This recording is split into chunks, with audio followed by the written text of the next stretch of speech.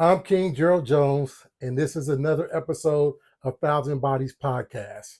So, what Thousand Bodies Podcast is a podcast where I talk about all of my experience with dealing with 1,000 women, the good, the bad, the ugly, and I also tell a story based on those experiences and what I've learned. So, we're going to get right into the show. In the show, I play a clip that I've posted on social media platforms. By the way, make sure you follow me on Thousand Bodies Podcast on Instagram, Snapchat, Facebook, YouTube, and all social platforms. So what we're going to do is play the clip. I'm going to read some comments. We're going to get into the story, the body bow story of today, and I'm going to tell you the lessons that I've learned.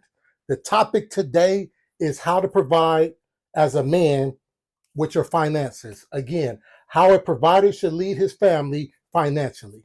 Let's play the clip. Fellas, I know it's crazy and wild dating out here in 2025, and it's all kind of tricks and trades that these women, some women, will put you through. Not all, but some.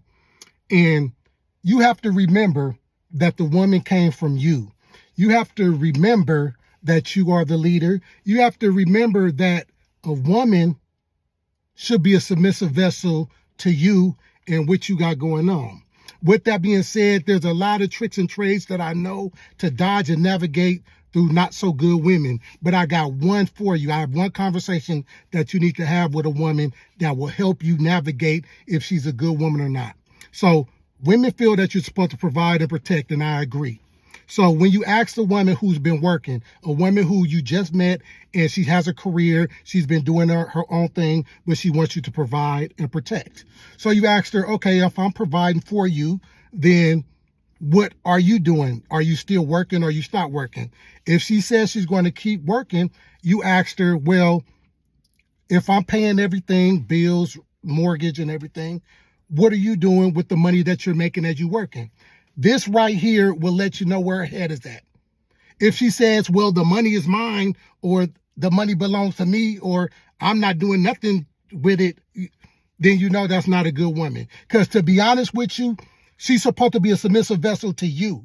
So that's really supposed to be your money if she's working, if she continues to work. Maybe she could stop working. That's another conversation. I'm saying if she continue working and she think the money is hers and all hers, where she can spend and splurge, it's really not hers. Because if she belongs to you, if she's of you, if she's submissive to you, that, my friend, that, my man, is your check. That, my man, is your money to navigate and decide what you want to do going forward and pushing this household in a positive direction. So, fellas, that's how you navigate. If she say anything other than putting it into the family, putting it into the household, if she's saying it's just hers or her, what they say, her money is hers and your money is hers, deuce her.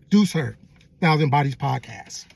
So in that clip, you see that I talk about the woman because that's your helpmate. That's the immediate connection you have to your family. And when I say family, that means your kids. That also means the family outside of your home, like your mother or whoever. But your woman is your submissive vessel, and she's a direct connection or explanation of how you want things to be handled.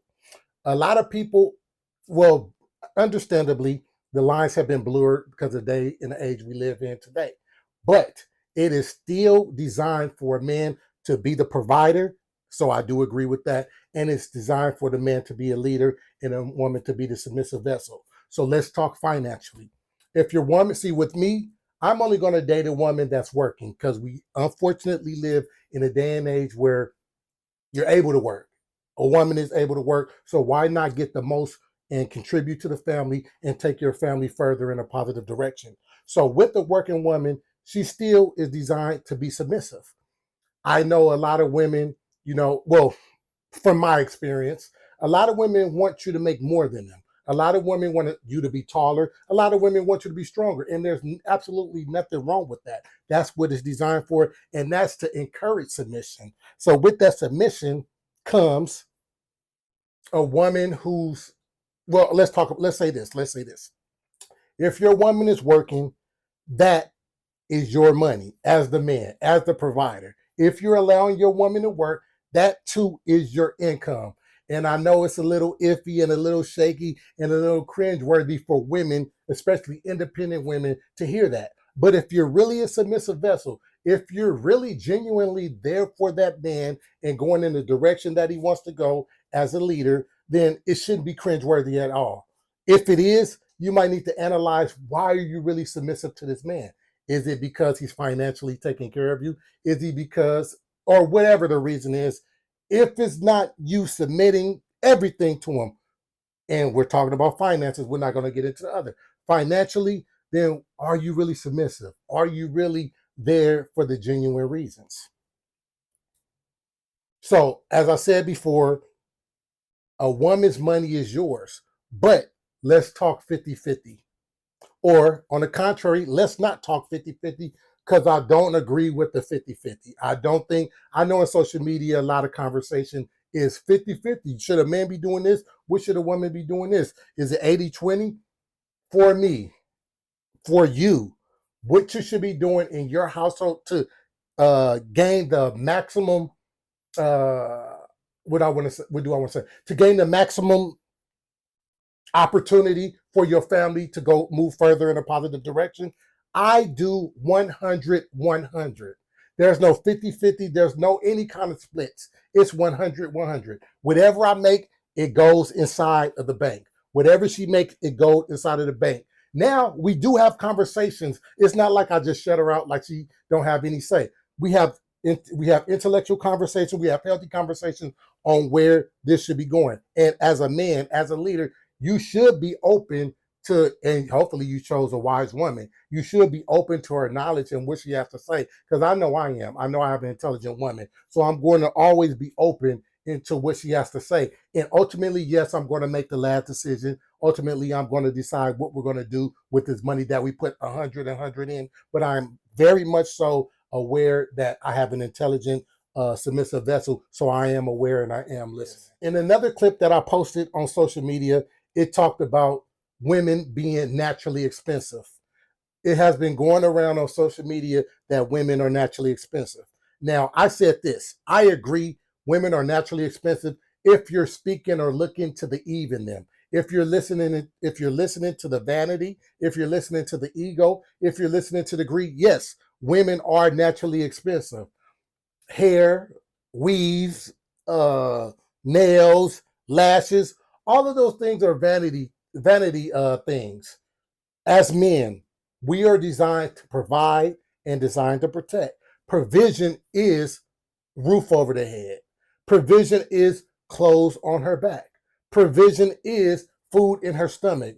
All these other greed things, all these other vanity things, I don't agree with it. That's not our job. That wasn't our assignment from God, if that's what you agree with, or if that's what you follow. That was not our assignment from God in providing and protecting. Those are vanity things. Those are ego things. Those are ego and vanity driven. And now you see today, in today's society, women attempt, well, see, there's a difference between good women and bad women. And I'll give you this too. I've noticed in my dating Thousand Body podcast that there are more, and I don't hate to say it, it's the reality of it. There are more not so good women than there are good women. And that's just what it is. There's more bad women. And I'm going to say this too. Sometimes you could be a bad woman and not be conscious of it. Sometimes you could be a not good woman, but not be conscious of the actions. You just could be going by what you've learned and what you've seen, or what you think social media is showing you and how you should be portraying your life. So there's two kind of bad women. There's women, but then there are intentional women that are out here genuinely trying to sabotage you. They're genuinely trying to drain your resources. Now you have some that don't know, but you do have that one, that type of woman that does know what she's doing, and she's going to do it to the fullest extent.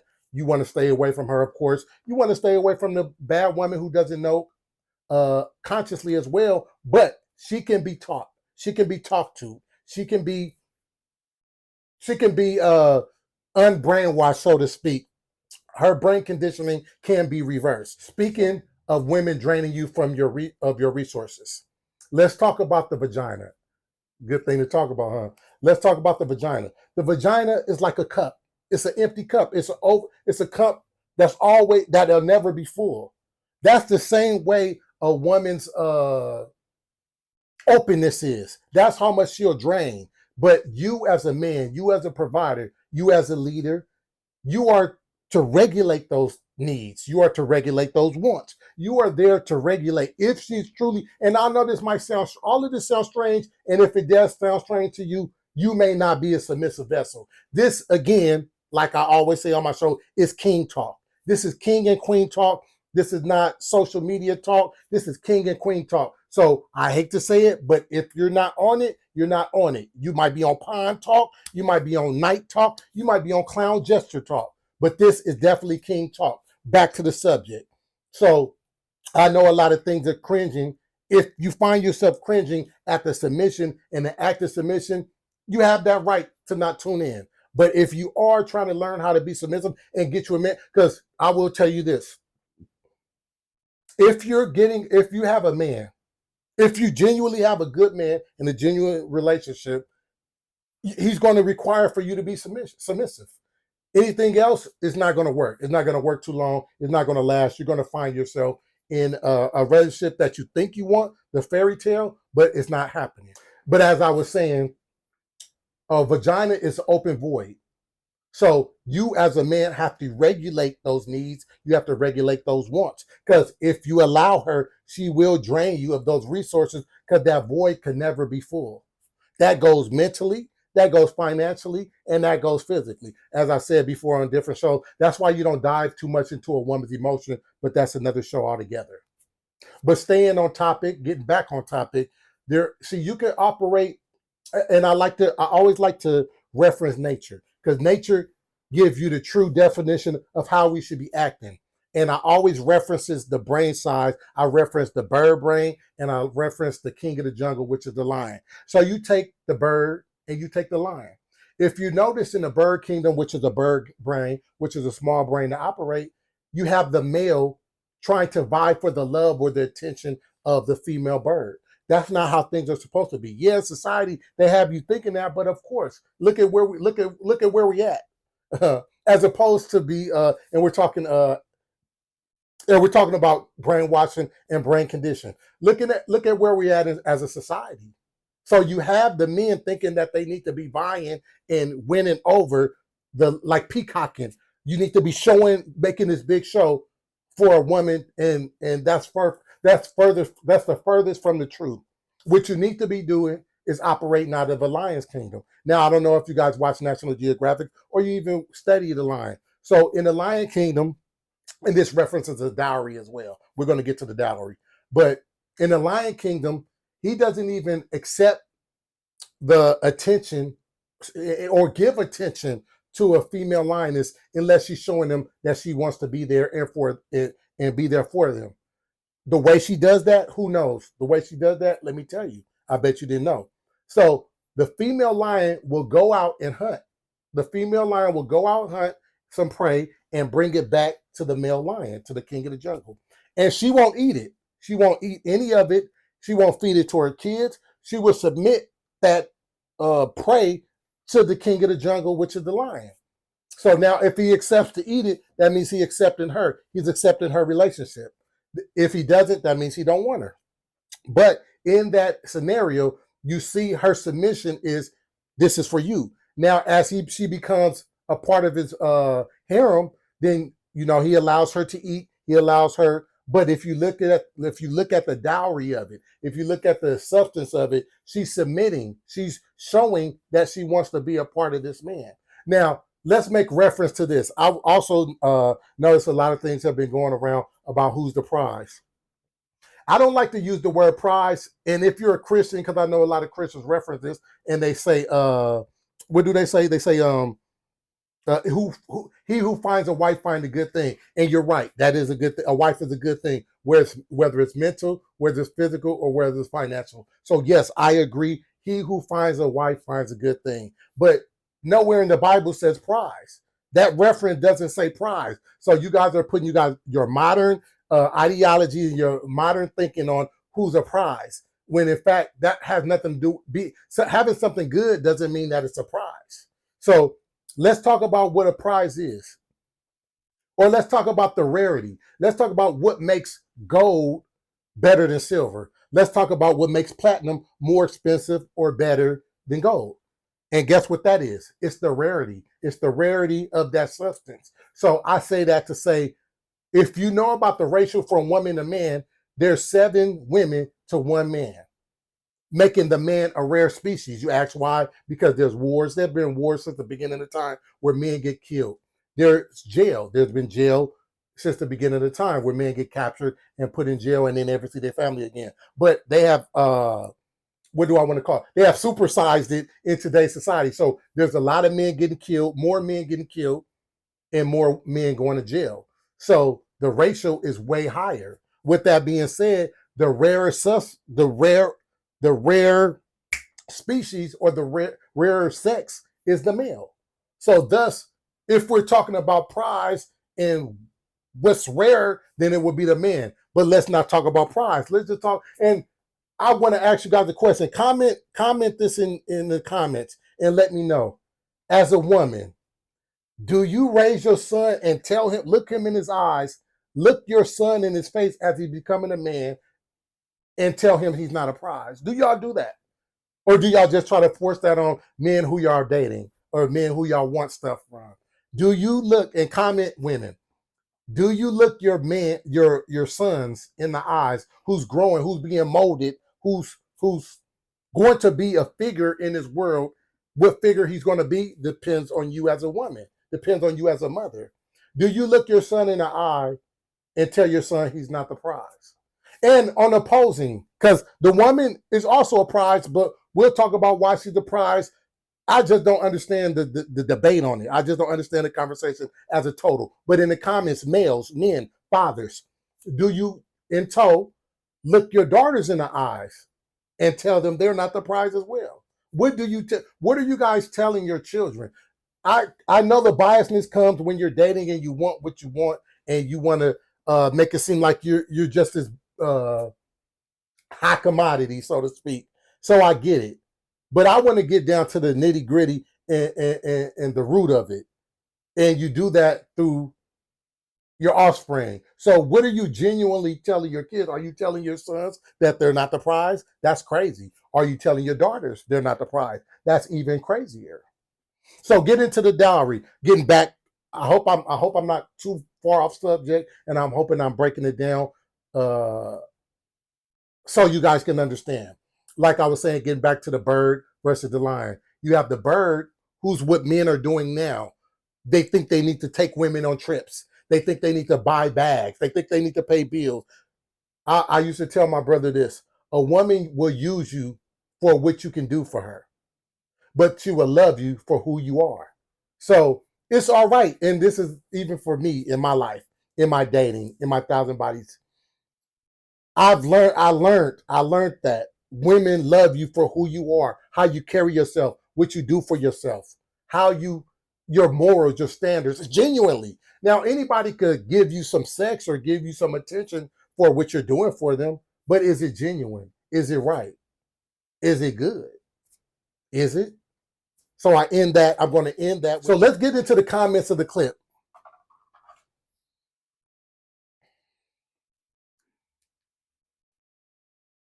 So the first comment we have is on, let me see. The first comment we have is from Shopping Spree _ EEE. Shopping Spree _ triple E from Instagram. She says this: I know you're Jordan wearing butt ass ain't talking about greed and vanity when talking about purses and weaves. Why we can't be fly too? Shopping Spree, I totally agree. You can be fly too. And I have no problem, even as a man, providing some of those fly things. But I think it becomes distasteful when women start to emasculate men for not doing these things, for making it seem like a necessity, or making it seem like they're supposed to do these expensive unnecessities. I have no, I'm a collector. Let's talk to Jordan. I'm not doing it out of greed. I'm not doing it out of vanity, and I'm not doing it out of ego. I'm a collector. This is something I genuinely like. I'm not doing it for show. I'm not doing it for no one else. So when you're doing hair, when we're talking hair, weaves, nails, all those other things, I personally love a natural woman. So those things to me are for show, which again, I don't have a total problem with it. It just becomes weird or distasteful when you make it seem like the man is supposed to do these things. And if not, you emasculate him as he's not and make it seem like he's not a man. Next question. Oh, next comment. This is from TikTok, Danny Jordan. Danny Jordan from TikTok says, shut up. Bad advice. That's crazy. Danny Jordan, I'm not even going to go on your profile, but okay, Danny Jordan. Is Danny Jordan, I think that's a woman, Danny with an I, so this is a woman. Bad advice. The bad advice right here, you've been given bad advice because Danny Jordan on TikTok, go check it out. One word, Danny Jordan. I want y'all to see this. The bad advice somebody gave you is that this Frankenstein man, I hope this isn't your husband or your boyfriend. He looks like he looks a mess. He looks terrible. That's the bad advice. That's the bad advice, Danny Jordan. Next comment comes from Facebook, from Ronnie Hayes Coleman. Ronnie Hayes Coleman from Facebook said, this is the way me and my husband always did it. And even in retirement, we still roll like this 100. Both men and women have to be in the same mindset or else it won't work. I agree, Ronnie Hayes. You have to be, and it's not 50-50, it's 100. And it also, like she said, the mind state, and like I said in the video, as a man, you're the leader. Everything goes, oh, it's crazy. To get on top, stay on topic, but kind of off topic. I actually was talking to a married couple, a few married couples, so as a matter of fact.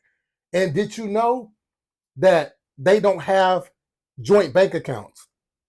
So comment if you're a married couple or boyfriend, girlfriend, baby daddy, whatever it is, the case may be, baby mama, whatever the case may be. What do you think about joint bank accounts? Because I met a few married couples that said they don't have joint account. Like that's his money, that's her money, and they keep it separate. I guess they put in a 50-50 and they delegate bills and whatnot. But if we're really in this together, for me, this is my thinking. If we're really genuinely in this together, genuinely, that's the operative word, then we're going to put in all our and do what we need to do as a family, as a unit. But comment and let me know as a married couple or in a relationship or baby mom, baby dad. What do y'all think about joint accounts? Do y'all have joint accounts or do y'all have separate accounts? Next comment comes from YouTube. The YouTube comments reads, from Tazia, Day Myers. Tanzia Day Myers. Tanzia Day Myers 7268. She says, now that's something I will submit to. If he's paying the bills, hell yeah. My check can be our check. Let's talk about it. I mean, I don't see the problem with it. I don't see if you're really genuinely there. Like, I don't see the problem with it. Maybe as a woman, and it's crazy because as a woman, it seems that they make it less like you're less of for being a submissive vessel. So that's why it's a lot of blurring of the lines, because who wants to be not looked at and not reverenced and not respected, not honored? So I do understand, but that's in today's society. Anyway, we're going to get into the body bowl. What the body bowl is, it's a list or tickets of names that I've sexually dealt with women, and the names have been withheld to protect the guilty. But I pull out a ticket and I tell the story, whether it's good, bad, ugly, short. Sometimes it's just not a story to tell. It's just real simple, real brief. But I pull the ticket out nonetheless, and I tell you guys the story. So let's shake up the body bowl because the camera needs a body. So we have a yellow ticket. We have yellow ticket number 414. Yellow ticket number 414. So I reference in my pad ticket number 414.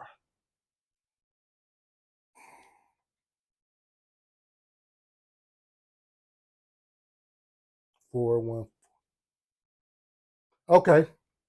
414. This is a good one. This is actually a good one. Is it a good one? Yes, a good one. I guess it's fun. It's a funny one. So what no, I'm not gonna. I usually rate the woman on a scale from 1 to 100, body, face, and now also give the sign. What sign was? Okay, Albert. So I dealt with this woman not for a long time, maybe 2 months. 2 months I dealt with her, but it was only because I was kind of hooked up. So let me tell the story. So my homeboy had a girlfriend, and his girlfriend had a sister. They ended up having a homegirl who came to visit. So the homegirl that came to visit, I was going to be taking one for the team. Now, I know you guys as men, I don't know as women. I don't know if you guys take one for the team or don't. So as men, sometimes you could choose to take it or not.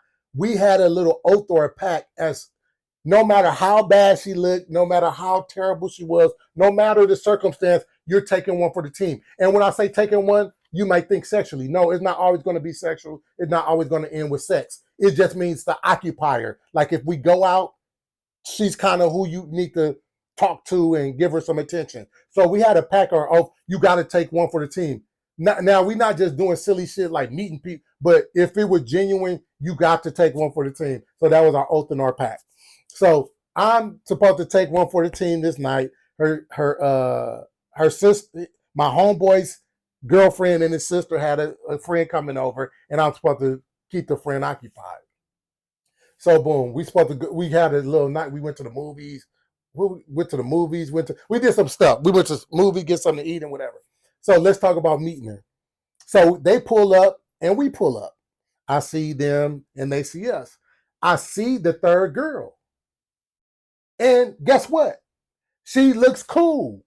She looks cool. You thinking taking one for the team is bad. It's not always bad. Taking one for the team is not always bad. Now I'm a Raider. As I see her, she looks cool. Body is like an 85%, 85 to 90. It was nothing wrong with her body. I don't what I get. Well, I don't want to say 100%, but there's nothing wrong with she was cool. 85 to 90% on the body. Face was 85%. She's cool. There's nothing wrong with. She's like a B plus looking woman. And she's a Virgo. I remember she was a Virgo. So getting back to the story. So they pull up, we see them. We walk up to each other and we giving each other pleasantries and greetings. I see the girl. I'm like, oh, she cool. I say, hey, how you doing? The first thing she say is I bullshit you not, and this you're gonna get the. She say, "What's up, cuz?" I'm thinking, am I getting pranked? Is this a joke? And I laugh. And quick little side note. Now I'm not even gonna give a side note. We'll get it. I was gonna tell you where. Anyway, what's up? So I'm like, hey, what's up? So it kind of like was offsetting. So now after seeing her, I'm like, are they joking? Are they and nobody's laughing? I'm just the one like kind of laughing, not laughing hard, but like a little giggle or whatever. So, and I will say this too. She doesn't have.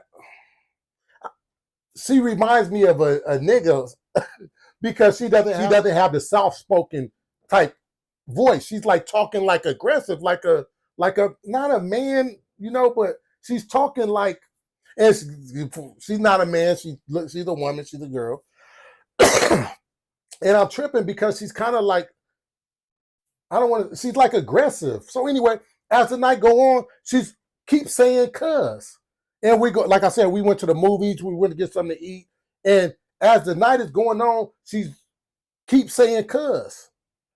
And then as the night is going on, she asks me where I'm from. And I like laugh, like I tell her like I'm not from nowhere. And she's like, oh, okay, you're not the ops. And she really saying ops. And so I'm gonna tell you, she was from East Coast. I don't know if I wanted to say that or whatever. And she kept saying cuz, and she kept, she was real aggressive. And now I figure out why I'm taking one for the team. In fact, I'm taking one for the team because yeah, she looked good, but look at what I'm dealing with. And she's not being aggressive to the point like you want to fight or nothing, but she's just being not womanly, not feminine. So anyway, story go on. That's really the thing is she keeps saying cuz. She keep saying cuz and making quick references and At some point, I realized like I'm not being pranked. Like this is who she is. So anyway, we go to the movies, we go to dinner, and I'm playing. I'm taking one for the team. I'm playing my position because I don't want to mess up what they got going on or whatever. Plus, they brought their little friend and whatever. I'm taking it. I'm taking it. I ain't. Normally, if this was like a one-on-one date and I didn't have to take one for the team, I'd been would have shut that down and I would have left. Because who wants? Well, so I guess some people do. I didn't want a woman that's saying "cuz" and being aggressive. So fast forward, we end up driving and meeting them at my homeboy's girlfriend's house. So we go over there and they drinking, smoking. I don't drink and I don't smoke, but they're playing music, we having fun, we chilling, boom, boom, boom. And she's she's doing the cuss thing and being extra aggressive and not aggressive like physically, just what her mannerisms and her talk. Bullshit, you not. In my home, she pulls a gun out her purse. She pulls out it, and she's not doing it for no reason. I mean, she's not doing it for a reason. It's just, I guess, to show me that she has a gun, or I don't. And I could tell she was raised like with dudes, where she think that make her cute. She think that make her hard. She think that I don't, girl, that makes me not want to talk to you or fuck with you. So anyway, she shows the gun and she's talking shit, whatever, with the gun and whatever. So this whole night she's from East Coast. She's cussing me. She got the gun. She's aggressive, not aggressive physically, just her mannerisms. And she showed the damn gun, pulled the gun out of the purse and showed the gun. So me and my homeboys they're laughing like to the side, but they know I'm gonna take it for the team. And to be honest with you, she looked cool. It's a turn off, but well, I ain't gonna say how men are, but it's a turn off, but whatever. She looked good. So they smoking, drinking. She pulls the gun out for no reason, just to show that she has the gun and waving the gun and talking shit or whatever. So fast forward, time passed. So my homeboy and his girlfriend end up going in the room, and my homeboy's girlfriend's sister end up going in the room with who she was. So now me and her are on the couch, and now just me and her. So the turn, it's like winding down. I'm thinking like, okay, well, I guess I'm about to leave because they in the room doing they do. They went to the room to do they do. So like, what else is for me to do? So I'm not trying to. I mean, I guess I did my job, and I'm really not trying to hit. But this is where it gets thick. Out of nowhere, we're sitting on the couch. Guess what she say? She say, "You scared of this pussy?" I guess that's her. That's her pickup line. That's her.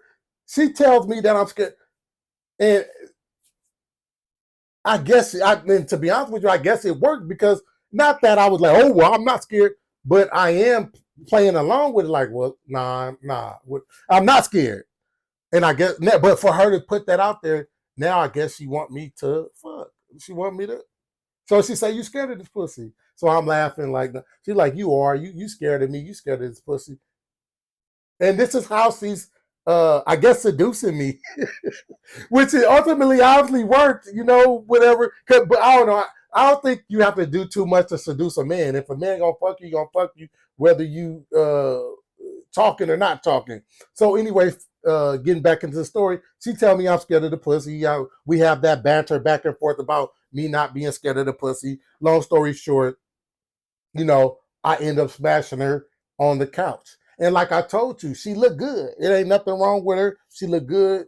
It's just the damn cousin, her being from East Coast and her waving the gun and all that good shazz. So really nothing too much more to the story is that I took one for the team, sexually too. Took one for the team with this gang banging girl, this gang banging crip. Oh wait. She did. She was saying cuz, she was saying she just said op one time, but she had said on the dead homegirls and all that bullshit, all that stuff. I don't want to call it bullshit because that's her culture, that's what she into. But I'm not with it. I didn't want to hear it. It didn't turn me on. But lo and behold, fast forward after she told me I was scared of the pussy, I ended up having sex with her or whatever, and that was that. I actually only dealt with her for maybe 2 months, like I said in the beginning, because she has, kept coming around and she had kept but that was brief. That was a brief little 2 months because she ended up, and lo and behold, the reason why we stopped talking is because she came over her friend's house again, which is my homeboy's girlfriend, but she had a nigga with her, and this nigga was gang banging. So that was a fit. She didn't give a fuck about me being there or nothing. That was a better fit for her anyway, and that was cool because I had what I had going on anyway. So that was cool. But that's the story. That's the end of that body boat story. That's the end of this show. I just went to. It really wasn't a story that. It's probably funny more than anything, but that ends today's Thousand Bodies podcast show. Make sure you like, share, subscribe, go follow on all platforms. I need you guys to hit that thumbs up, and I need you guys to subscribe, and I need you to tell other people about the podcast, whether it's funny, whether it's informative, whatever it does for you. Make sure you also go check out 1,000 Questions from Mars, where we dig deeper into my podcast, and we have answered questions that maybe a woman might, think to ask, and things that I might not think of. So that ends today's show. Make sure you stay fruitful and remember to multiply. Thank you.